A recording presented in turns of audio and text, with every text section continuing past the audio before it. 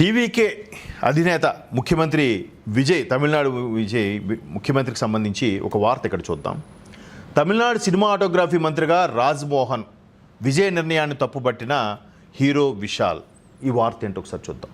ముఖ్యమంత్రిగా టీవీకే విజయ్కి సంబంధించి ఏదైతే మొన్న రికీ రాఢాన్ పండిట్ వెట్రివేల్ ఆయన్ని ఓఎస్డీగా నియమించాడో అందరి నిరసనలతో ఆ జ్యోతిష్యుని ఇమ్మీడియట్గా ఒక్క రోజులో తప్పించారు.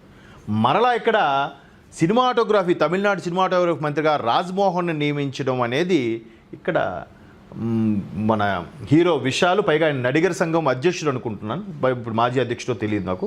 ఒకసారి చూద్దాం. అంటే మనకి ఇక్కడ మా అసోసియేషన్ ఎలాగో అక్కడ నడిగర్ సంఘం అని ఉంటుంది, ఆ నడిగర్ సంఘంలో కీలక పాత్ర పోషించే హీరో విశాల్ ముఖ్యమంత్రి నిర్ణయాన్ని తప్పుబట్టి ప్రశ్నించారట. ఆ వార్త చూద్దాం. తమిళనాడు సీఎం నిర్ణయంపై నటుడు విశాల్ బహిరంగ విమర్శ.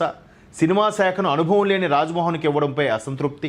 ఈ శాఖను సీఎం విజయ్ స్వయంగా చూసుకోవాలని విశాల్ సూచన. ఎందుకంటే ముఖ్యమంత్రి విజయ్ దగ్గర చాలా ఉన్నాయి. మహిళా విభాగము, హోంశాఖ, అడ్మినిస్ట్రేషను, అలాగే మున్సిపాలిటీలు, చెన్నై లాంటి మహానగరాలు చూసుకునే ఒక పరిపాలన విభాగాన్ని కూడా ముఖ్యమంత్రి విజయ్ ఉంచుకున్నారు.